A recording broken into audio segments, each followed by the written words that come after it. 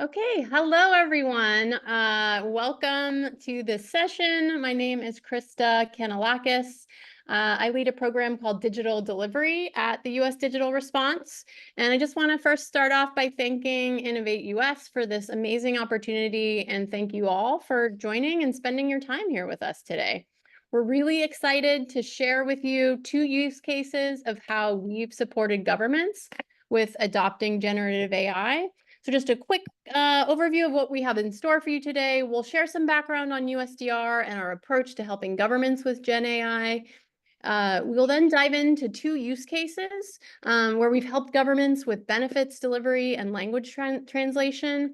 And then we're going to break into 2 breakout groups where each project team that you've just heard about will go into more detail. So I'm sure, hopefully you'll have lots of questions and you'll have a chance to ask those questions in the breakout.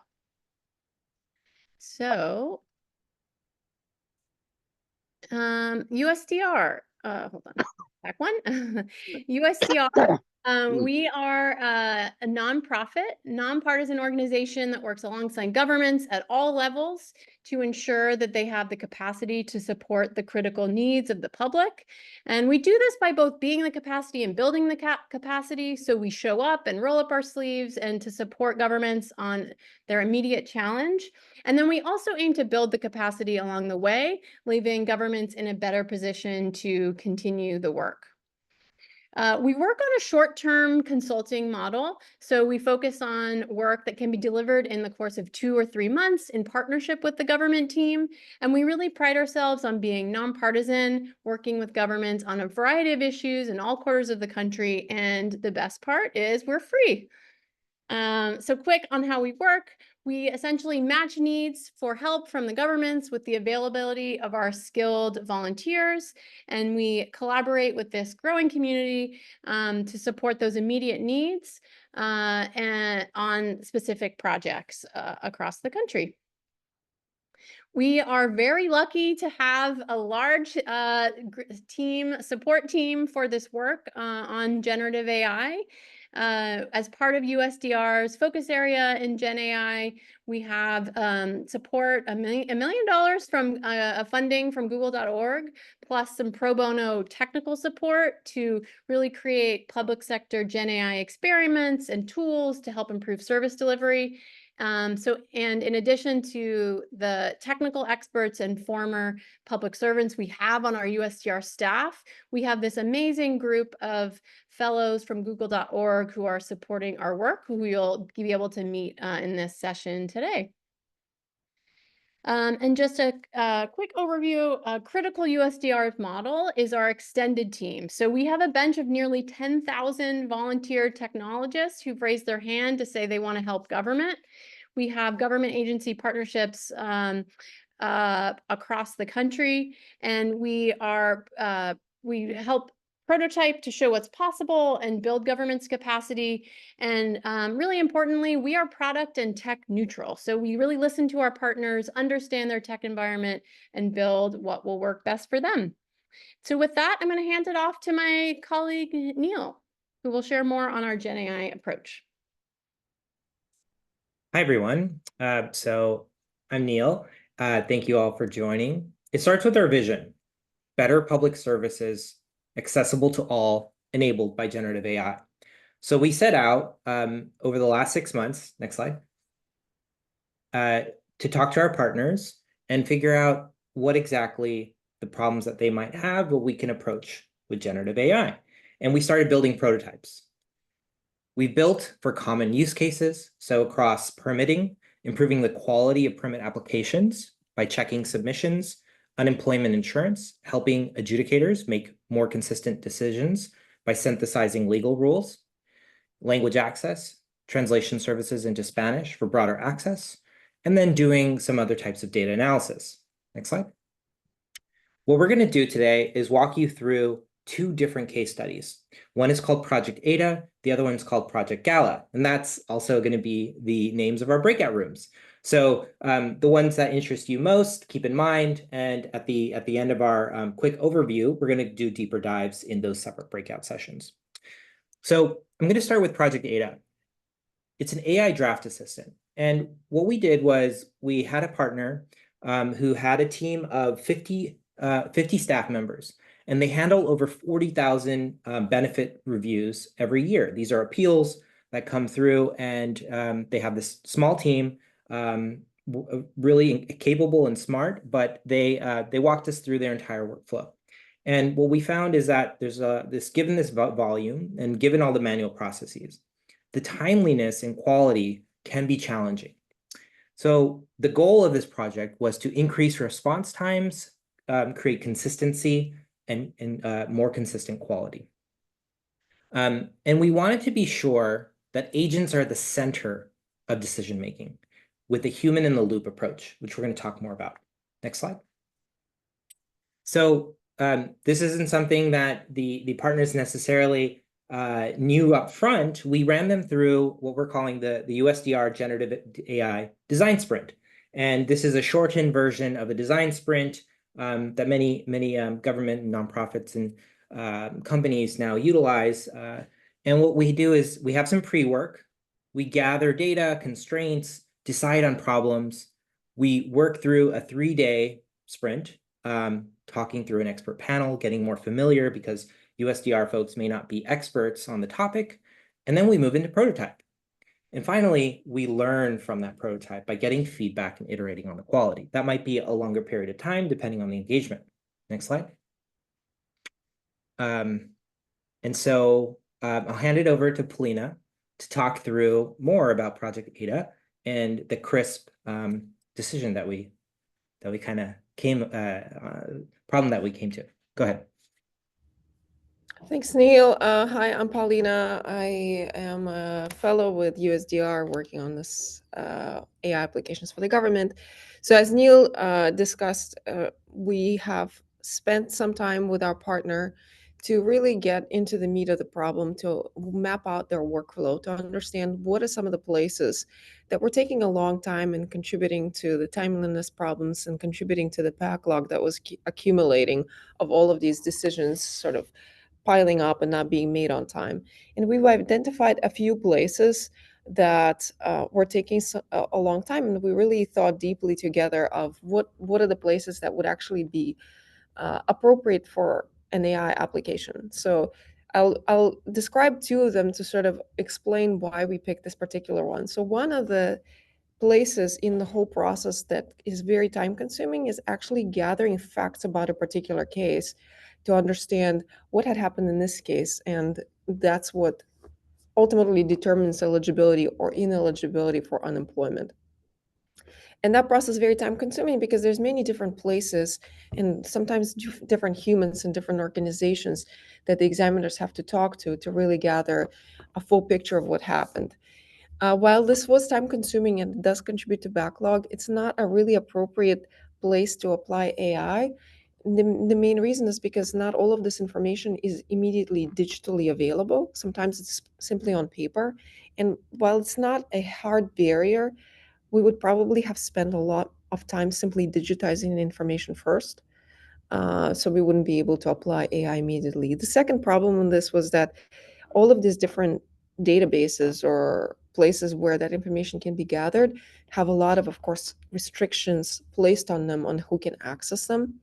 And so that was going to be another barrier where now for AI to help us, we'll have to give it permissions to view all of those databases. And that is not a quick process. I think we would be out of our 2 to 3 month time window that Krista had mentioned, just trying to gather permissions.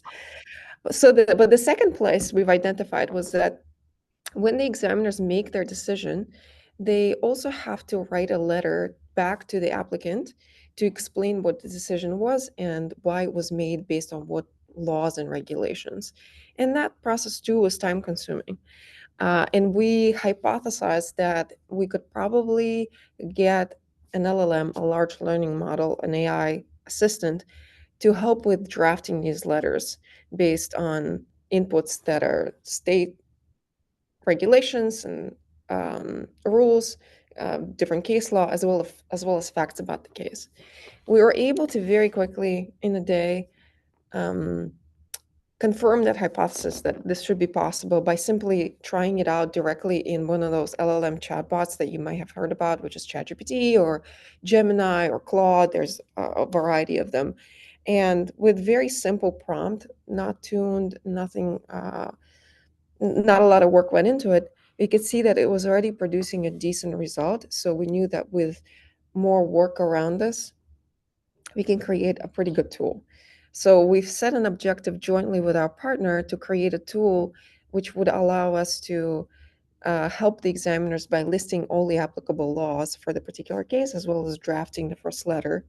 And then together with this, we also had hoped to try to standardize some of the decisions, draft decisions that are being written, because there's a lot of non-standard, there's a lot of variability across this group of 50 people who usually write these letters. And so there was also a secondary goal of standardization. The outcome we were really seeking still is to save time and reduce the backlog. So ultimately, we really wanted to confirm that if we do write these draft decision letters with the help of AI, that it would eventually save time for the examiners. So we settled on this tool that we call ADA, which stands for AI Draft Assistant. And what this tool does is it takes inputs from the examiners about the facts about the case and then drafts a letter. Next slide. Now, one of the big questions to answer, and this is a very important question, is why would we write a tool at all? If an LLM chatbot will just simply write you a letter with a simple prompt, why would you spend any time investing into writing a tool? And it's an important question. And to answer that question, we really need to look at what are the requirements for this tool. So we have a team of 10 plus people, 50 people. We expect them to use this tool daily, and the set of people has different degree of tech savvy. But what we wanted to create is a tool that they could use very easily and wouldn't allow them to get into the weeds or make mistakes with AI chatbot. We wanted to make sure that this tool could help with standardization of draft decisions across all the users, across all the examiners. We wanted to make these draft decision letters auditable by supervisors so they could read what the LLM wrote and what are the edits that the examiners had made afterwards. We wanted to get feedback on these draft decision letters so we can continue improving those letters. And lastly, and most importantly, and this sort of gets into the policy of AI inside governments, and we're starting to see these policies take shape. For this particular state, the policy is shaping to be that AI must not be making human decisions. And so we needed a way to enforce that. We needed a way to make sure that in all cases, the human examiners are making decisions and the LLM is not making the decision. So if we simply gave an LLM chatbot without doing anything at all to the examiners, we wouldn't be able to meet these requirements, because the quality of the output that you get back from an LLM really depends on how you ask your question. And if you are not skilled at doing this, it's very easy to get wrong answers. And an LLM chatbot doesn't allow for standardization because all the examiners will be using that chatbot however they want. So through this sort of thought process, what we decided to do is to build a little wrapper on top of an LLM chatbot that would limit the functionality of the chatbot not to chatting, but to a single question that is formulated once. So this tool would take all the inputs about the facts from the examiner, would take the decision, most importantly, as an input before asking LLM anything, and then wrap it up into a very detailed question to an LLM. And an LLM responds only once, sharing what the draft decision letter is. And so is it necessary to write a tool in every case of the government use case? No. But it is often the case that if you have a large user base and you want standard use case and kind of control the experience, more likely than not, it is probably advisable to not give them the LLM chatbot directly, but to wrap it into something first. Next slide. So at the end, and I know this is not, this, you can barely see what's going on here. I'll do a demo later.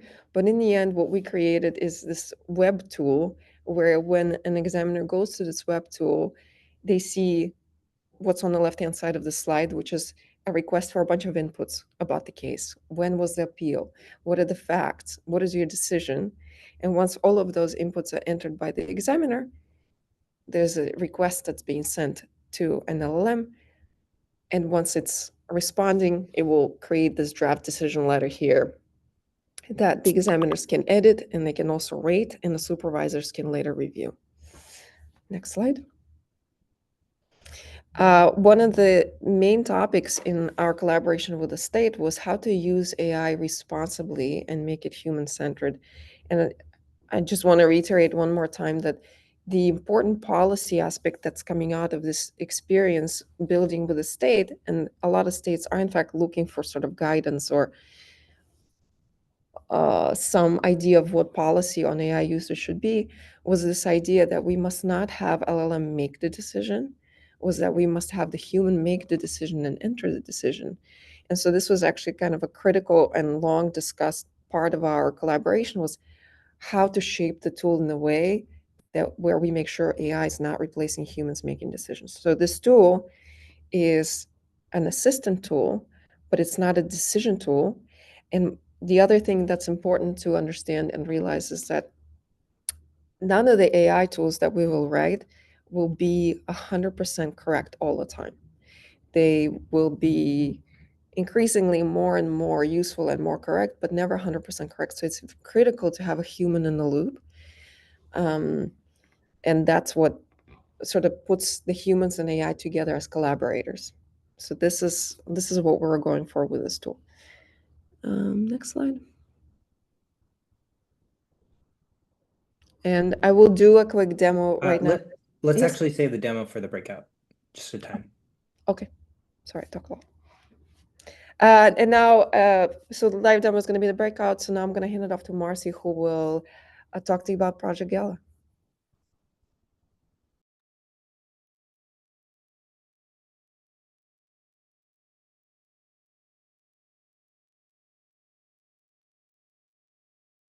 Okay, hello everybody. 1 second to set this up. Okay, hello everyone. My name is Marcy. I'm the product lead working on Krista's team, focusing on unemployment insurance and language access. And today I want to share a case study with you on how we collaborated with the state of New Jersey on using generative AI to increase language access in unemployment insurance. So since 2020, USDR has been supporting unemployment insurance agencies' efforts to increase workers' access to benefits. As challenging as the system is for people who speak English, it's even more challenging for people whose primary language is other than English. Hey, Marcy, I'm just going to interrupt you because your slides aren't showing. Oh, Would you like me to share screen? here, let me try again. Yeah, I was able to see them. Oh, okay. Yeah. Great. Yeah, I can see him. Okay, keep going. There were some folks curious if you could share the deck, but maybe later. Okay, yeah, we can definitely show the deck later. Does this look good to everybody? Okay, great. Yes.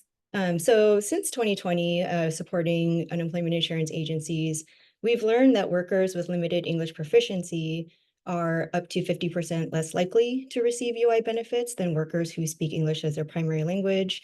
They tend to have non-traditional employment in industries that are more susceptible to economic instability and job loss. And this non-traditional employment also this system isn't originally designed to support workers in those types of industries. And they're also, we found, at higher risk of being targeted for unemployment insurance fraud. It's also no surprise that many governments are often lack capacity to provide meaningful translation services for their residents. So many governments are still dealing with difficulty or legacy systems where it's really difficult to update a myriad of digital and paper notifications that need to be tailored to specific claimant needs. And translation of government services gets really tricky because you need to find the right translation for these specialized terms and phrases. on top of being required to be accurate and compliant with federal and state policies. And at the end of the day, public servants are overworked and understaffed. So in 2023, we partnered with the New Jersey Department of Labor and Office of Innovation on Spanish language access so that they could launch their new unemployment insurance intake form in both plain English and plain Spanish. And out of that work, we developed a framework for how to approach Spanish language access for unemployment insurance. That framework consists of 3 pillars. First is focusing on co-creating that content with subject matter experts, so including working directly with their bilingual frontline staff, including call center agents and members from their IT team, and as well as internal policy experts, finding that's really like a shortcut, right, to producing accurate content and also promoting alignment across teams. We also make sure to validate all the translations we produce with their target audience. So I believe in this case, we tested with about 15 Spanish-speaking residents in New Jersey, representing 9 different countries of origin, because we wanted to really ensure that the translations were accessible and culturally relevant across the different Spanish dialects that are reflected in New Jersey's demographics. And then lastly, we make sure to staff our team with native Spanish speakers. What we found was by having native Spanish speakers on the team, it really helped, it went a long way with establishing connection with the Spanish speaking community and also with building trust so that we can really get some really meaningful feedback from them. And so New Jersey fully launched their new unemployment insurance intake form in both English and Spanish in April of 2024. So far, they're seeing some really amazing impact data. So for example, reducing the average application time from more than 3 hours down to under half an hour. And by making the intake form available in Spanish for the very first time, we're seeing parity in completion time across or between English and Spanish speaking or English and Spanish applications. We're also seeing a roughly 20% increase in follow through to the next step from post-application submission. So I think this is really impressive data so far. Also out of this work, we produced a plain Spanish glossary of unemployment insurance terms and a Spanish translation guide for unemployment insurance that's available on our website, free and open for any government to use. If you want to look at that, you can scan this QR code, but we'll send all of this information out afterwards too, so don't have to worry about that. But you might be wondering now, what does all this have to do with generative AI? So generative AI is the technology that will enable us to scale this approach. So the commercialization of generative AI technology really gave us this opportunity to scale all of that human-centered work that was put into developing New Jersey's new unemployment insurance intake form. And what we're proposing here is that all of this work is still necessary, but other states and benefit programs don't have to keep reinventing that wheel. So I'm going to walk you through how we took a no-code approach, in this case using ChatGPT, just to see how generative AI could help us scale this work by leveraging both our language access framework that I just shared and those Spanish language resources that we created out of that project. Also that we could train a model to produce more accurate and accessible Spanish content that's really tailored for unemployment insurance. So the first takeaway I want to share with you all today is that generative AI is actually pretty good at translating unemployment insurance content to Spanish. We tested the translation of a common unemployment insurance term, discharged, which generally refers to being let go from your employer. So we tested that across 4 different translation mechanisms here. It's a human expert translator who's versed in the domain knowledge, versed in plain language, content designer linguist person. So just like the best of the best that you can get. We also tested it with a trained model, and I'll go through and describe how we did all this in our breakout room. We tested it with an untrained model and also with the standard Google Translate widget that I'm sure most of y'all are familiar with on your own websites. And so what we found was we had our Spanish, or we had all of the outputs, the translation outputs across these mechanisms evaluated by our certified Spanish translator. And she scored each of those definitions or each of the translations using rubrics such as plain language, cultural relevancy, active voice, among others listed here, and averaged those scores out on a scale of 1 to 5, with 1 being very poor and 5 being very good. So as expected, the version translated by our expert human averaged the highest possible score of 5, and Google Translate, the Google Translate widget averaged the lowest at 2.5. But you'll see here that the untrained or generalized model, which means we basically just asked ChatGPT to translate it without giving it any prompts or any context, it did slightly better than Google Translate. But once you start doing a little bit of fine tuning with the model, it comes really close to the human translation quality. So scoring a 4.7 out of 5. So while our initial pilot tests here suggest that large language models are pretty good at translating unemployment insurance content to plain Spanish, especially with a bit of fine tuning, but in order to really extract value from a model, you still need to keep humans in the loop. And for language access, this means augmenting our original approach with training or fine-tuning that model with human-centered data sets, like our plain Spanish glossary of unemployment insurance terms and our translation guide, and also by making sure that the translations generated by the model are still always tested for readability by end users and reviewed for accuracy by what we're calling a competent human translator paired with a subject matter expert. And so this updated approach includes expanding our training data. So right now, we're continuing to work with the New Jersey Department of Labor to expand their unemployment insurance glossary so that the entire catalog will be available in plain English and plain Spanish. We're also developing a set of prompts to help make sure we're getting the best outputs from the model, and also continuing to refine that rubric you just saw so that governments know how to confidently measure the translations that are being produced. And finally, I want to remind you all and myself that it's okay to be confused. This technology is really new and it's still changing really fast. This is why we're taking such a measured approach in this work. But I also want to encourage you all to try it out for yourselves, and especially for translation. So we really believe that anyone can do this starting today. So we took a no-code approach to developing a proof of concept to validate whether or not generative AI really can scale our approach to language access. Our initial pilot demonstrates that generative AI, when properly trained, can help teams save a significant amount of time in developing plain language translations by cutting down the amount of time it takes for a content designer to localize the content, which requires a lot of research into regional variations and cultural nuances with language, and also reducing the amount of time needed to conduct user research and subject matter expert review. So trained models can help maintain consistency and accuracy of content throughout the system, not just with websites and forms, but also with various notifications and notices and non-digital methods of communication as well. They can also be leveraged to ensure that translated content is accurate and compliant with federal and state policy. We're really excited about the potential for generative AI to lower the barrier for governments to provide meaningful language access for all residents.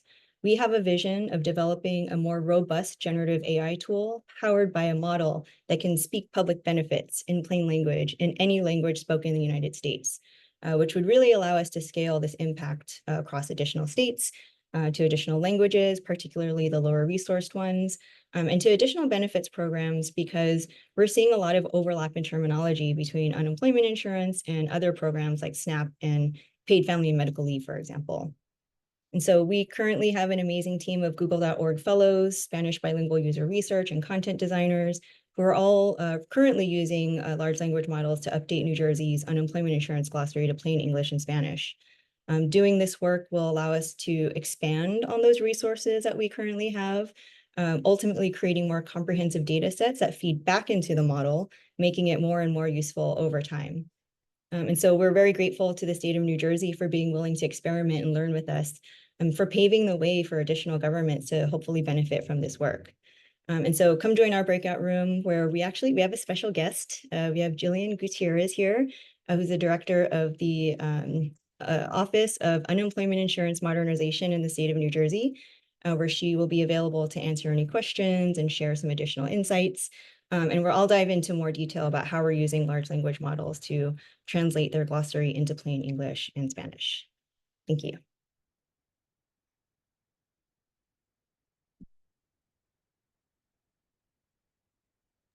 All right. Thank you, Marcy. So we are here to help.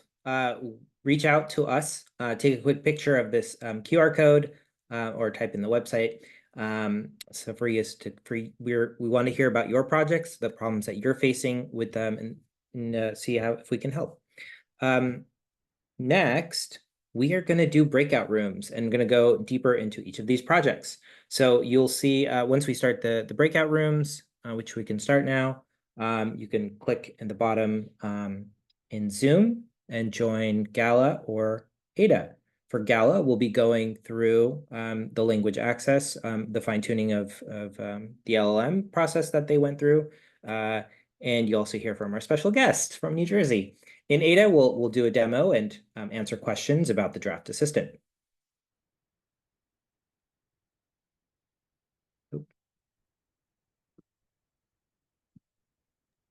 And if you're having any trouble figuring out how to join the breakout rooms, just let us know. Yeah, I don't see, I'm looking for breakout rooms on my Zoom. It might be behind the more button, Brian. There might be a more with 3 circles. Yeah, it's a captions, join breakout room. There you All go. right, I see it. Thank you very much. You're welcome.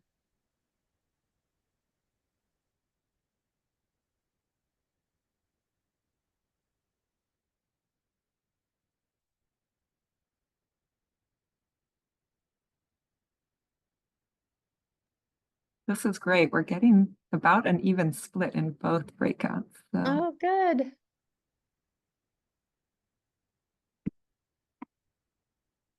And for the others still here, there isn't going to be much happening in the main room. So